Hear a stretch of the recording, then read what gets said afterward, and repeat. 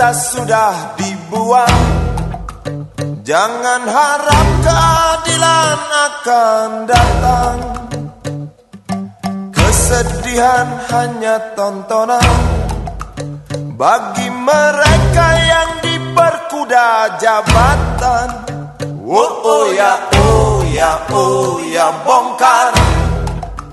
Oh ya, oh ya, oh ya, bongkar.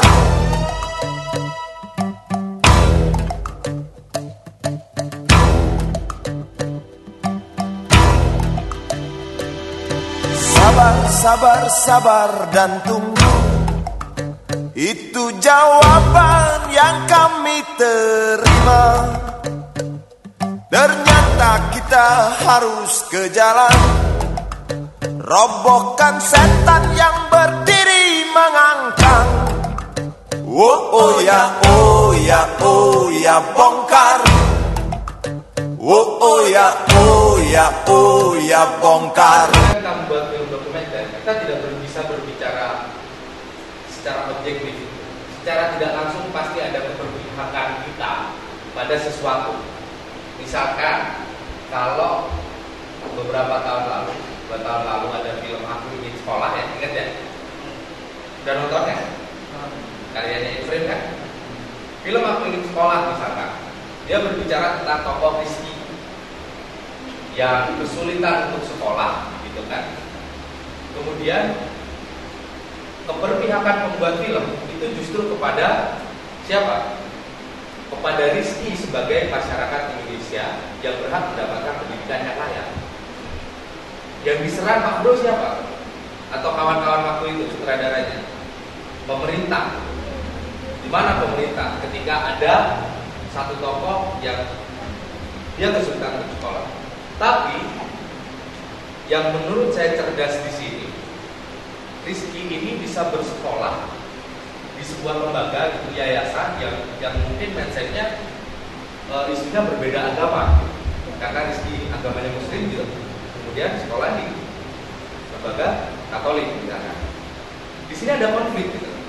Cuman konflik yang terjadi di sini tidak dipertentangkan secara kasar gitu. Ada interpretasi, ada pemahaman. Ini bukan masalah beda agamanya, cuman bagaimana orang yang satu menaruh orang yang lain. Paham ya? Jadi ketika menggali cerita, salah satu contohnya seperti itu, yang kemudian itu jadi menarik di film. Kalau kalian bikin kayak orang pikiran kan gampang tuh. Ya, Rizky sudah 3 hari tidak makan, ya kan? Dia ke kebun coklat, kemudian mencari bongkar-bongkar coklat sepulang dari, ya nggak seperti itu juga. Ya, lebay juga. Apa yang kalian sajikan itu fakta, data. Tukang beca itu sebagai tukang beca, ya faktanya dia hanya tukang beca. Tapi kita ketika bisa memberikan makna seorang tukang beca pada pentingnya transportasi di tengah banjir, nah kita sudah memberi makna pada sebuah tukang beca ini. Maksudnya gitu ya. Ada persoalan faktual dan esensial. Bahasanya ketinggian.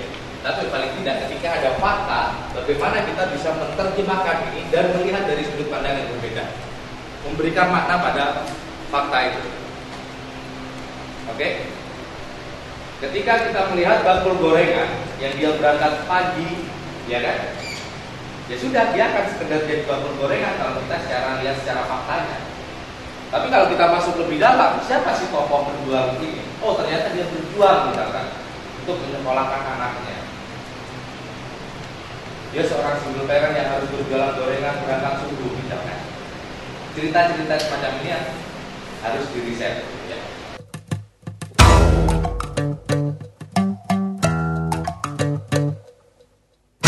Atau ada sebutan gini, creative treatment of actuality. Ketika kalian melihat sesuatu, tolong itu jangan diterjemahkan kemudian itu hanya dipindahkan gitu ya, menjadi film. Wah, aku pengen menono bikin apa misalkan, ini yang mau digarap film apa sebentar lagi dokumenterinya. Langsung ke contoh kasus apa? Idenya. Ada yang udah punya ide coba? Ayo coba kasih saya ide apa misalkan? Ya apa? Kamu pengen bikin film dokumenter tentang apa? sekolah, tapi dia harus usaha dulu nyari uang sendiri untuk belajar. Dengan cara apa? Merampok atau apa? Dengan cara jualan barang yang tidak seberapa untuknya. Kenapa? Dengan jualan barang yang tidak seberapa untuknya. Oke. Si siapa namanya? Kamu siapa namanya? Si Malik ya?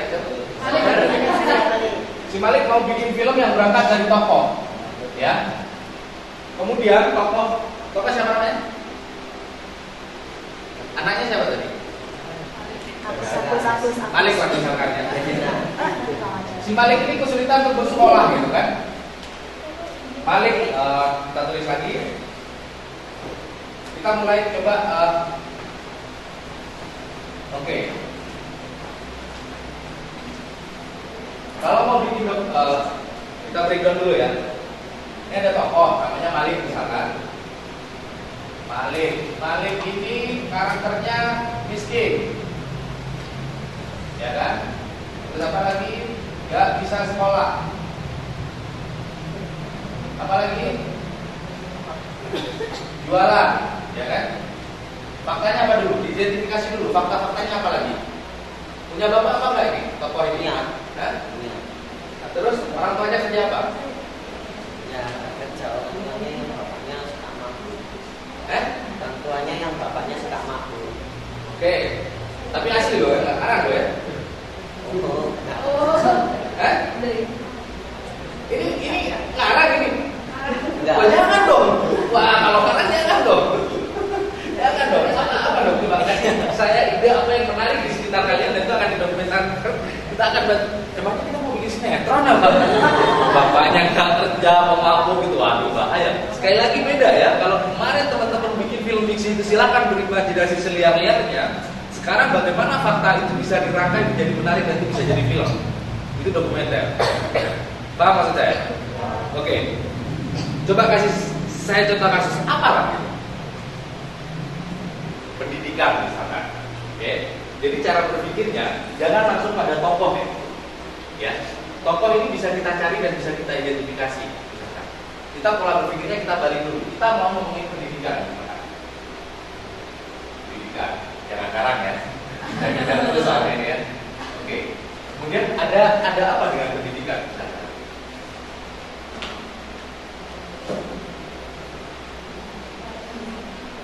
Ya. Nah, jadi ini di dokumenter itu teman-teman harus punya pola pikir analitis ya. Kenapa begitu dan bagaimana bisa begitu itu harus terus ada di kepala teman-teman. Ya. Harus kritis, apalagi teman-teman punya energi yang besar sebagai anak muda yang kreatif. Saya kasih contoh ya, pendidikan. Saya mau ngomongin apa ya? Di sini saya ngomongin tentang pendidikan. Tentang ironi misalkan. Ironi pendidikan. Misalkan ada ini ya, ada sekolah jebol gitu ya, misalkan ya. Contoh kasusnya nih ya, contoh kasusnya. SDN jebol 1 ya. Ya jebol 1 ini atapnya udah parah. Nah, ini kita tarik lagi, misalkan ke sini. Di sini ada SDN jebol. Di sini ini apa? SDN ini terletak di mana misalkan? Berpikirnya harus luas. Secara geografis dia terletak di Malang. Oh, Malang itu apa ya? Oh, Malang itu kan kota pendidikan internasional. Iya kan? Iya kan? Iya kan? Nah, jadi ketika teman-teman bisa merangkai ini, gitu kan? Ini kan masih banyak selain Malang sebagai kota budaya gitu ya. Kan banyak di sini budaya apa segala macam. Nah, kita tariklah isunya misalkan. Malang sebagai kota pendidikan internasional ternyata masih ada sekolah SDN jebol.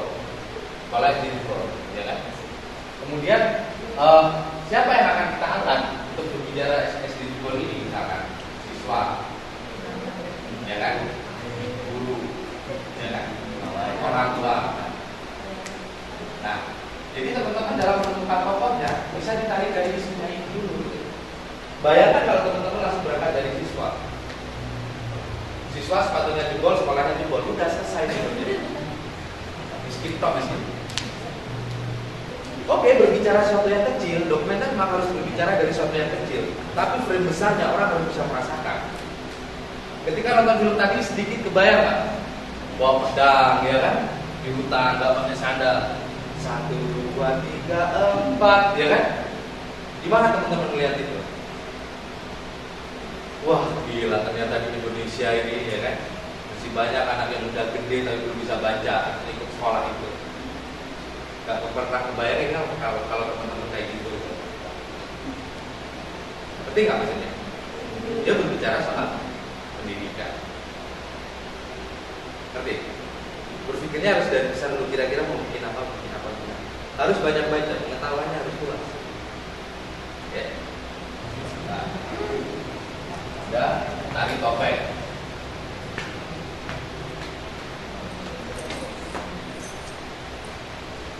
Kemudian kita mau bikin tari topeng itu mau diapain ya kira-kira? Apa hanya sekedar kegiatan orang menari, caranya menari atau apa? Sejarah, oke, tari topeng kita mau bicara dari sejarahnya. Apalagi? Pelestarian. Sejarah, perkembangan,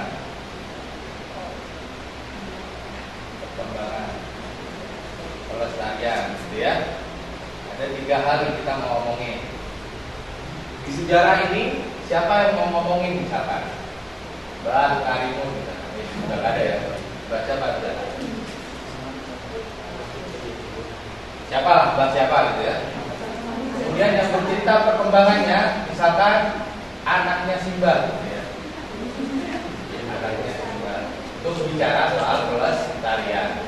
Kemudian di pelestariannya sendiri ada apa? Gak apa, jadi keluarga ngomong gitu ya. Boleh. Nah, tapi setelah cerita sejarah, cerita perkembangan, cerita pelestarian, gak seru dong filmnya kalau gak ada konflik misalkan. Ya kan? Ya kan? Yang dimaksud konflik bukan konflik antara anak sama mbah ini loh ya. Kalau dipahami ya. Ya.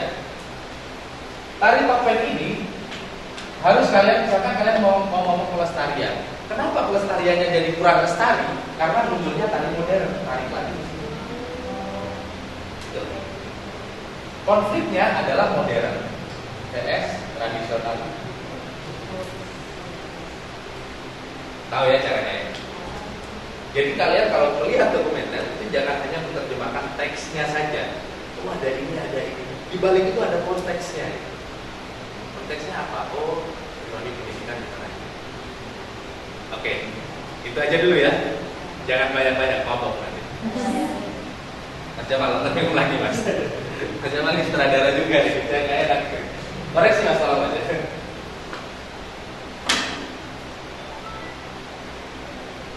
Nah, jadi tolong ini dicatat description of equality. Jadi ketika melihat sesuatu yang aktual, bagaimana fakta dan data itu bisa diperlakukan secara kreatif gitu ya, tapi juga tidak lebay.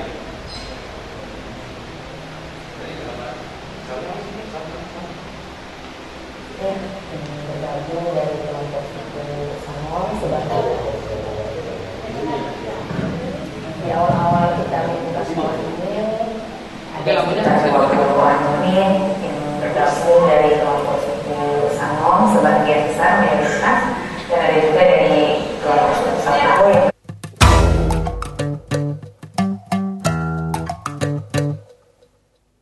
kalian akan bertemu banyak subjek dan itu akan jadi pengalaman yang menarik. Jangan takut sebagai pembuat dokumenter, kalian harus pede ya. Nah, sehingga dokumenter ingah-ingih sing diwawancara bingung kan? Ya. Kok pusing loh kan? Enggak bisa gitu. Yang tegas Pak, saya dari Frame Central itu kebetulan saya membuat dokumenter tentang ini. Saya ingin wawancara tentang ini Pak, kalau bisa dimulai wawancara, ya silakan. Tet, kata kameranya ya kan. Mulai wawancara, buat tengah ngobrol dulu. Nanyanya jangan kayak wartawan, kayak orang ngobrol aja. Sehingga kalian dapat tuh storytellingnya. Tidak hanya sebatas informasi, tapi jawaban-jawabannya itu kadang juga inspiratif kan. Tapi nggak maksudnya. Jarang tuh kalian akan dapat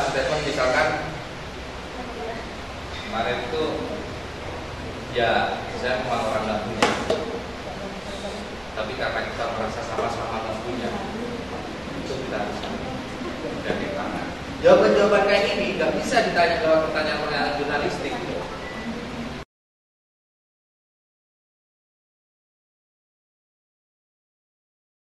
Ide ya, siapa tahu kan ada yang bergerak. Terus kalau Mas Nova tadi bilang malah dengan kota pendidikan internasional, misalnya teman-teman sih tahu lah kalau malah ternyata masih punya sekolah yang mejanya masih belum ada, papan tulisnya nggak ada, tapi masih ada. Maka ada anak-anak yang putus sekolah, anak jalanan itu mungkin jadi ide ya. Mungkin itu sih sedikitnya. Teman-teman, semoga selamat berkarya, kita tunggu filmnya, kita apresiasi bersama-sama.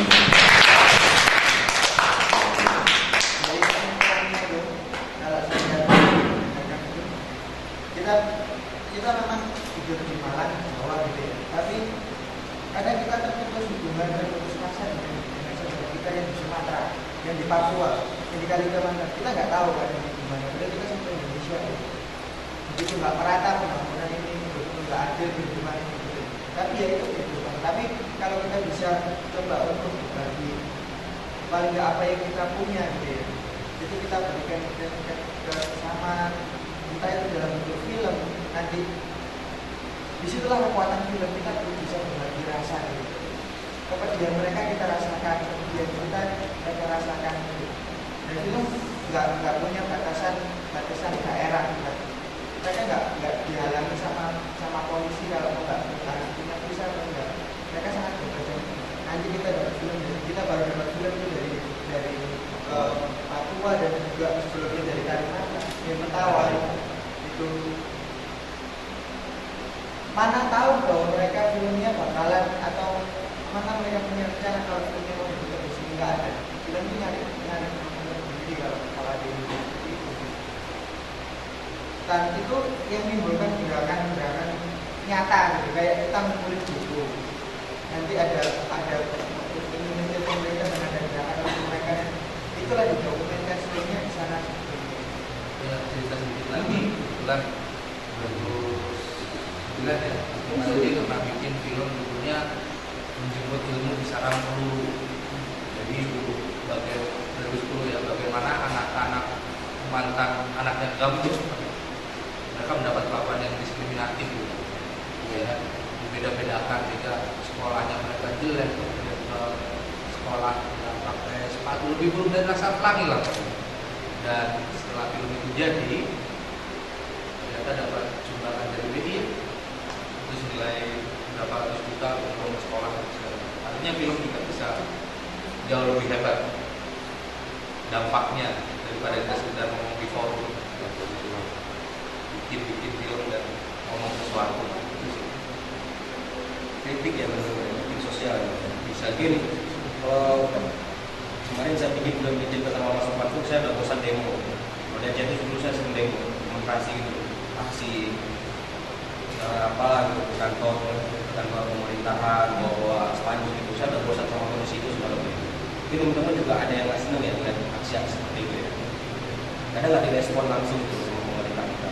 Mungkin dari media film, kalau teman-teman punya kritik sosial dan kritik itu, udah kita tinggal bikin filmnya aja, kita nggak usah ngomong banyak, biar film inilah yang ngomongnya. Biar orang setelah nonton film ini berpikir sendiri.